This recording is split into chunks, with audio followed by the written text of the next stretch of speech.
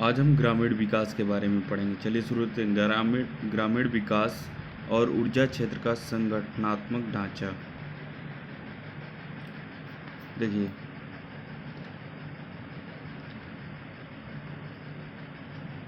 ऊर्जा आर्थिक विकास और जीवन स्तर बेहतर बनाने का एक आवश्यक साधन है।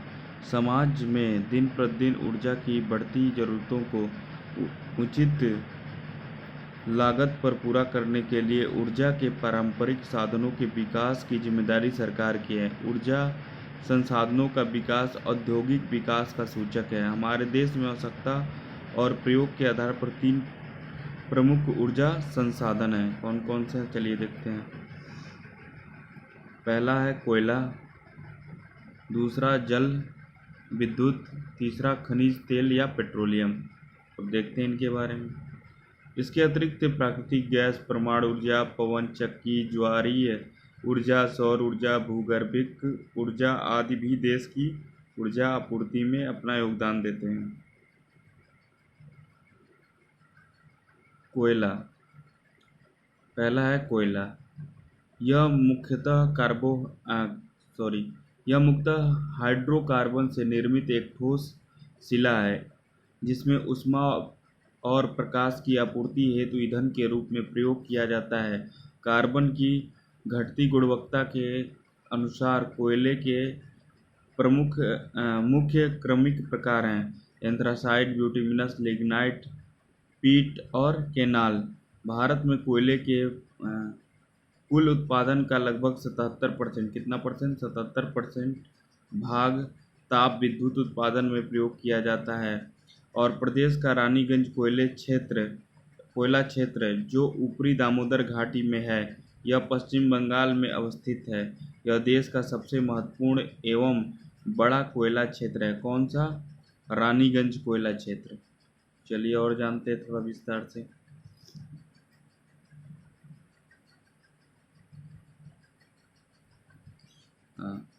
छत्तीसगढ़ का तातापानी रामकोला कोयला क्षेत्र है।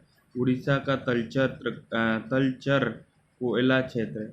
झारखंड राज्य में झरिया बोकारो गिरिडीह कोयला क्षेत्र। आंध्र प्रदेश का सिगरैनी कोयला क्षेत्र। कोयले के उत्पादन में चीन और संयुक्त राज्य अमेरिका के बाद भारत का तीसरा स्थान है।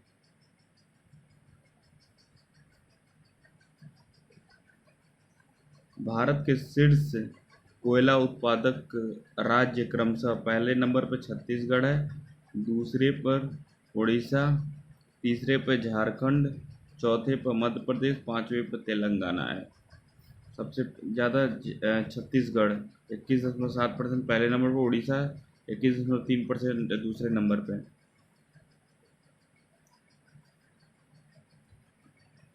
परंपरागत जल विद्युत और ताप विद्युत, इसके उत्पादन हेतु कोयला, खनिज तेल, प्राकृतिक गैस और जीवाश्म ईंधन का प्रयोग किया जाता है।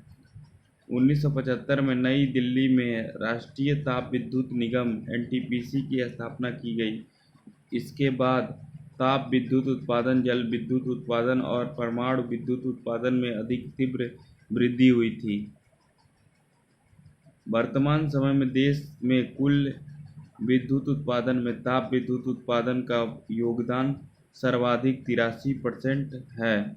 भारत में परमाणु ऊर्जा अनुसंधान के जनक डॉक्टर होमी जहांगीर भाभा के प्रयासों के फलस्वरूप भारत में 1948 में राष्ट्रीय परमाणु ऊर्जा आयोग की स्थापना की गई। राष्ट्रीय परमाणु ऊर्जा आयोग की स्थापना कब की गई? 1948 में। 1954 में परमाणु ऊर्जा विभाग बनाया गया और 1956 में मुंबई के निकट ट्राम्बे में भारत का पहला परमाणु अनुसंधान संयंत्र अप्सरा स्थापित किया गया। परमाणु विद्युत उत्पादन के लिए प्रमुख रूप से यूरेनियम, थोरियम और भारी जल की आवश्यकता होती है। भारत की प्रथम जल विद्युत परियोजना कर्नाटक के शिवसमुद्रम में 1902 में स्थापित की गई थी। अरुणाचल प्रदेश में निर्माणाधीन सुवनसिरी देश की सबसे बड़ी जल विद्युत परियोजना है जो पूर्ण होने पर 2000 मेगावाट विद्युत उत्पादन करेगी।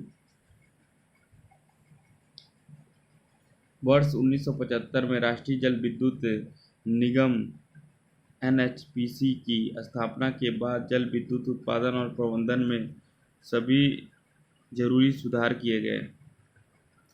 सौर ऊर्जा। ब्रिटिश लेखक हरमन स्कीयर ने अपनी पुस्तक द सोलर इकोनॉमी में कहा है कि केवल सौर ऊर्जा ही सार्वभौमिक एवं समान मानव अधिकार की गारंटी प्रदान करती है। आंध्र प्रदेश में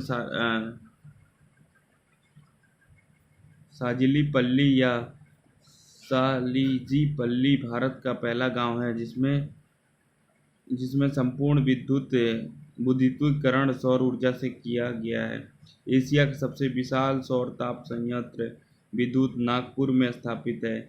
एशिया का एकमात्र और पहला सौर तालाब गुजरात के भुज में स्थापित है, कच्छ जिले में। देश में बड़ी ऊर्जा की आवश्यकताओं की पूर्ति के लिए वर्ष 2010 में राष्ट्रीय सोलर मिशन आरंभ किया गया। कौन सा मिशन? राष्ट्रीय सोलर मिशन आरंभ किया गया। देश का प्रथम solar thermal power station Rajasthan के जैसलमेर के नोखा में है। देश का सबसे बड़ा सोलर थर्मल प्लांट पंजाब के लुधियाना गणेश गांव में है।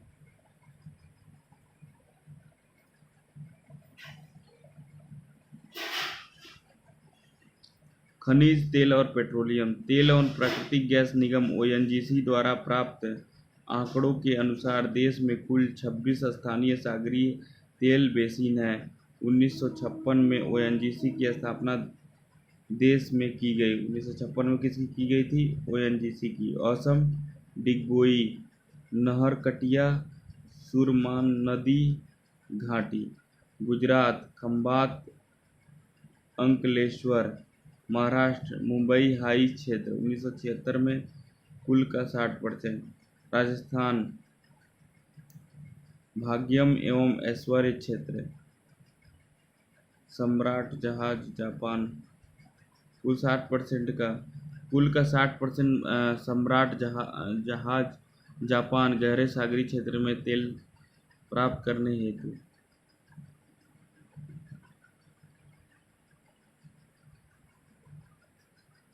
राष्ट्रीय स्तर पर किए जा रहे और किए गए प्रयास। दीनदयाल उपाध्याय ग्राम ज्योति योजना।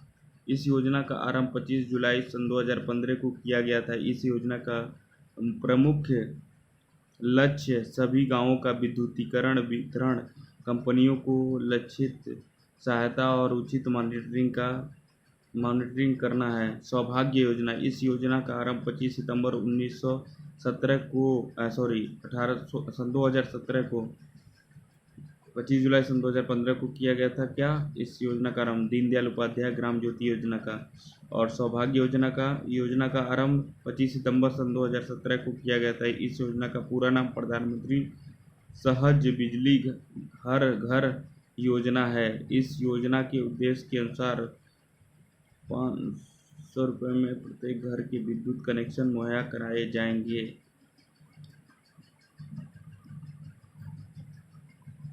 उदय योजना। इस योजना का आरंभ 5 नवंबर सन 2015 को किया गया था। इस योजना का प्रमुख लक्ष्य बिजली वितरण कंपनियों डिस्कॉम को वित्तीय सुधार एवं घाटों से उबारना है। इसका पूरा नाम उदय उज्ज्वल डिस्कम एश्योरेंस योजना। इस योजना को लागू करने वाला पहला राज्य झारखंड है।